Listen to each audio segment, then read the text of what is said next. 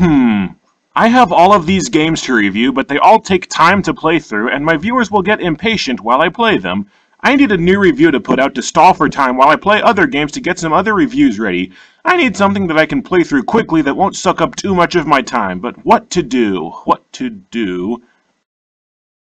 Oh, I've got it! I'll pick up a lousy licensed game from the library. Those are always short as crap. Wipeout! Perfect! Let's do this shit! Wipeout is a summer and winter television show on ABC where every week 24 contestants run across some obstacle courses for a shot at a grand prize of $50,000. However, the Wipeout course is designed to be nearly impossible to complete, and contestants, well, wipe out. The show is kind of like Ninja Warrior, except instead of having the greatest athletes in the world compete for honor and bragging rights, you have regular people compete so you can point and laugh at how much they suck. I admit the show is pretty stupid, but sometimes it's just fun to watch a guy bounce off of a giant rubber ball and fall flat on his face. Dumb as it is, the show is pretty consistently fun to watch, especially with ESPN sportscasters John Anderson and John Henson, and Foxy co-host Joe Wagner cracking jokes to keep the show going at a brisk pace. So here's my question. How the hell do you take Wipeout, a TV show built around watching people fail at doing things, and turn it into a video game? I guess I'll find out. Okay, the game has two gameplay modes, Play the Show and Challenge Mode, and obviously I'm going to pick Play the Show. When the game starts, you see John, Jill, and other John give you a little introduction to the show. Welcome to another exciting game of Wipeout. Where cruising for a bruising is definitely not just a figure of speech, it's the real deal. Wow, they didn't even try to sync up the character model's lip movements with what the voice actors are saying. It's not even close. There's just one animation that plays no matter what the voice is saying. That's a promising start, isn't it? Too lazy to program more than one animation? What was Spoonie's record about games that takes 0 seconds to start sucking? I think we have another entry in that category. Wipeout is broken into 4 rounds, 3 qualifiers, and the Wipeout Zone. The first qualifier is an obstacle course with 5 obstacles. The player who completes all of the obstacle fastest wins that round, and in the game, wiping out 3 times in one obstacle gets you a ginormous time penalty. The game plays as a side-scroller where you try to get to the end of each obstacle without falling down. The first obstacle is the Dirty Balls, where you jump across 5 little platforms. The second round is the Breakaway Bars, where you jump across several tiny platforms, many of which drop away once you set foot on them. Next are the show's signature Big Balls, where you jump on 4 platforms. Next is... You know what? I'm gonna save some time. All of the obstacles are round 1 are you jumping over platforms. This is the first fundamental problem with the game. Wipeout is, if you were to give it a simple classification, a platformer, and it's not a very good platformer. This came out on the Wii. The Wii has no shortage of platformers, and all of those platformers have their own special qualities. Mario, levels with a wide variety of stage hazards and level themes. Donkey Kong Country Returns, extremely fast and furious gameplay plus stage gimmicks. Kirby's Return to Dreamland, a wide variety of copy abilities and attacks that you can use. Those platforming games are all fun and unique. What does Wipeout have to offer as a platforming game? Balls. It has balls. You jump across a few platforms in a row, then you jump across a few more platforms in a row, and that's it. It has nothing unique or original to offer in the gameplay department. NES games had more substantial platforming than this. Those Nintendo games that I just mentioned also have fluid controls so that they're easy and fun to play. Wipeout not only has stiff jumping controls, but it also demands that every single jump you make be precise if you don't want to get screwed. This gets especially frustrating on obstacles where you have to make jumps over bouncy surfaces like trampolines or the big balls, because you have no idea how the bounce is going to affect you, and you have even less control over your jump than normal because the game almost jumps for you. Every level is just you making several consecutive jumps on narrow platforms that are packed close together, and if you miss one, you're dead. That's not fun! In fact, it's a recipe for frustration.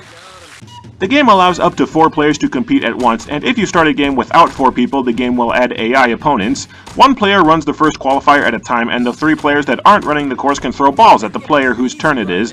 1 direct hit from a ball and you're pretty much done for, and that means that you can, and will if your opponents have any decent aim, wipe out before you even get to the obstacle. And I guess that I shouldn't complain since throwing balls just about breaks the game, but unless the player is standing still, your balls don't go anywhere near where you're aiming. Also, you can only throw a few balls at a time, but if you wait, you get some more. I don't know what it is, but I think you have to wait for your balls to reload after you throw a few, and the game doesn't tell you when you've reloaded. You mash B, and sometimes you throw, sometimes you don't. Round 2 is the sweeper bar, where contestants jump over a revolving bar as it comes by. The last player standing gets first place, and the other players compete in 2 more rounds for second and third place. This level sucks. You jump over a bar as it comes by, and that's it. This is a mini-game in Mario Party, the first Mario Party, and this is a quarter of the entire game! Round 3 is a free-for-all where all 4 players go at once. The first obstacle has you hop across 3 tilted platforms. The second obstacle is the keyhole, where you run through a rotating doorway. And this obstacle pisses me off to no end, because if you don't go exactly through the keyhole, if you graze the door frame at all, you wipe out.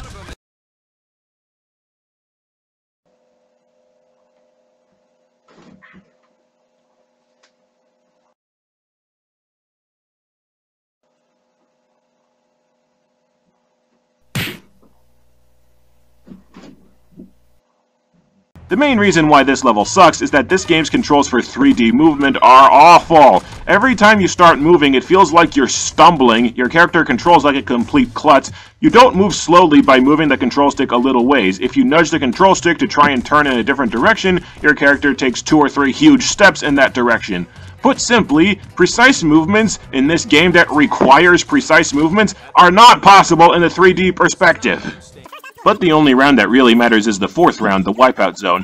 In the TV show, half of the contestants get eliminated in each round, so the qualifiers have a reason to exist. In the game, winning the first 3 rounds does nothing except give you a small time advantage in the Wipeout Zone, and that time advantage evaporates if you screw up one obstacle in the zone.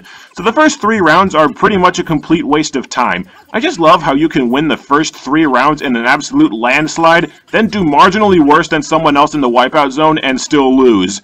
As for the obstacles in the Wipeout Zone, jump over barrels, jump on spinning gears, freaking annoying 3D section, and jump over trampolines.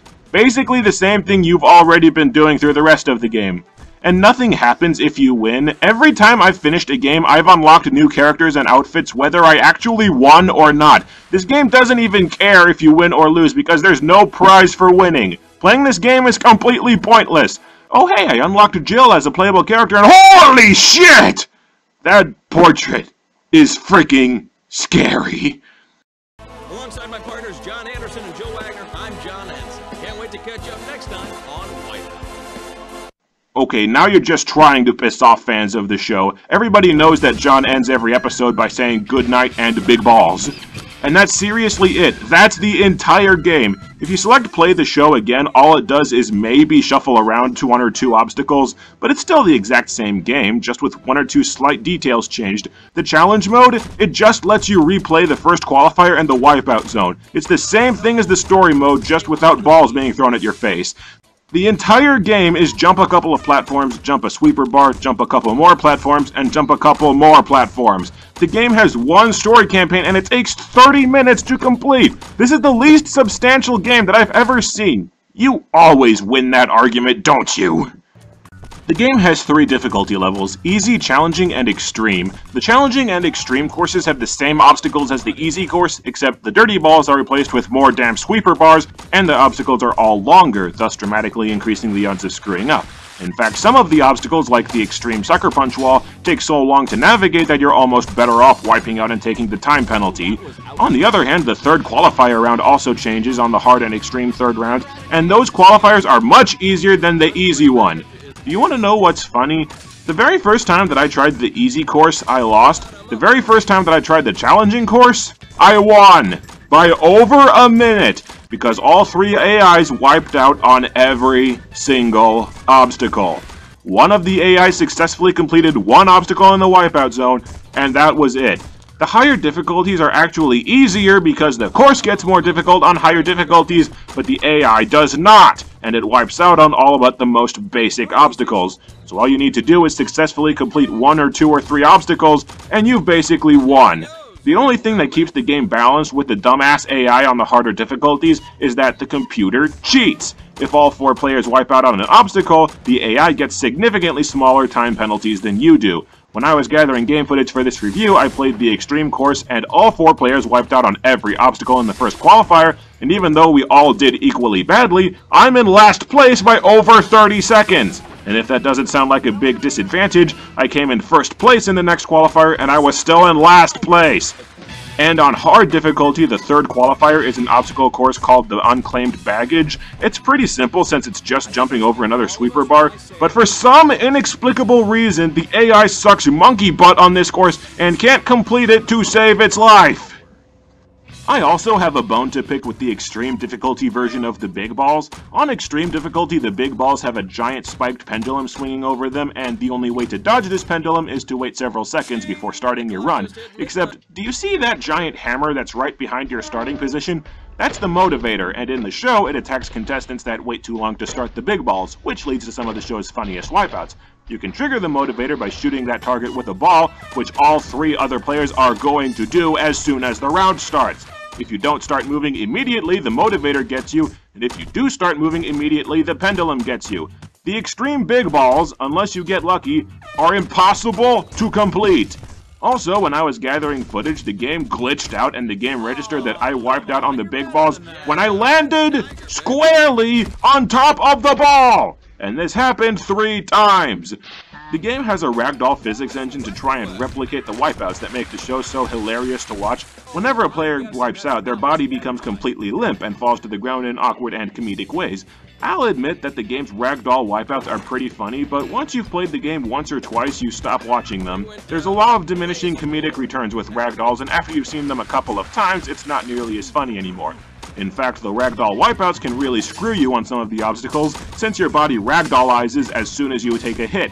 Your character will frequently collapse to the ground and subsequently wipe out for taking a glancing hit that should barely affect you. It is no exaggeration that a stiff breeze is probably enough to make you wipe out in this game because of the ragdoll physics. You have several characters to pick between before you start the game. Light, medium, heavy, and special. Each has a different blend of speed and power. Just take it from me, picking the slower characters is just shooting yourself in the foot, because speed makes navigating obstacles and dodging balls much easier, while near as I can tell, power has nothing to do with anything. Power might make you slightly less prone to wipeouts, but comparing the robustness of a light character to the robustness of a heavy character is like comparing armor made of cardboard to the armor the stormtroopers wear. Neither one of them is going to stop a bullet. Each character has a special introduction and something they want to do with the prize money, and replaying the game with each character so that you can hear the judges' banter is pretty much the only motivation you can possibly have for playing this game more than once. Since the course only has minor changes every time you play, this game has effectively no other form of replay value at all. But, since the game is obviously intended to be played as multiplayer and I want to be fair, I invited my friend Ben over for a game of Wipeout while I still had the game, and we had an absolute blast playing it. When you're playing the game alone, you're getting pissed off at the 3D controls, getting frustrated that you keep getting screwed on brutally difficult obstacles, and you're fighting brain-dead AI that can't tell its ass from the finish platform.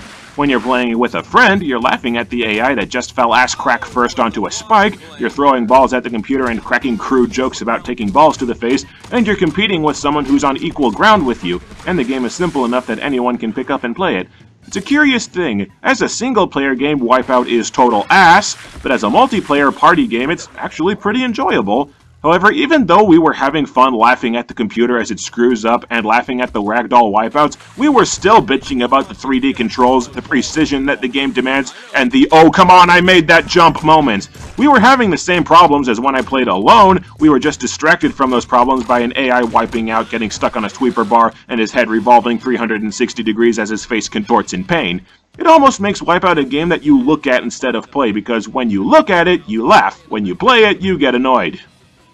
Wipeout is far from being the worst game that I've ever played, but it's a special kind of bad. Titanic Mystery was boring, Superman and Dark Tomorrow pissed me the hell off, but Wipeout, I played it and I felt nothing. When I've only got a week to play a game, I should be excited to play it as much as I can while I still have the chance. With Wipeout, I played one round, and when it was over, I didn't care if I ever played it again, because the game is so dull and insubstantial. But aside from that, Wipeout is one of the biggest ripoffs that I've ever seen. If you bought this game, you paid $50 for a game that is basically half an hour long. You can replay it and 1 or 2 obstacles will be different, you can unlock different avatars to use in the game, but still, half an hour long and the game is basically the same every time you play it. Paying even $5 for this piece of crap would still be a ripoff because you can download an NES game on the Virtual Console for that, and most of those will last you longer than a half hour, and be more fun. Put simply, there are plenty of episodes of Wipeout online and new episodes every summer and winter that you can watch for free, and if I have far more fun watching the show than playing the game, you have screwed up! This is Dark Lord Jado 1 saying good night, and this game is balls.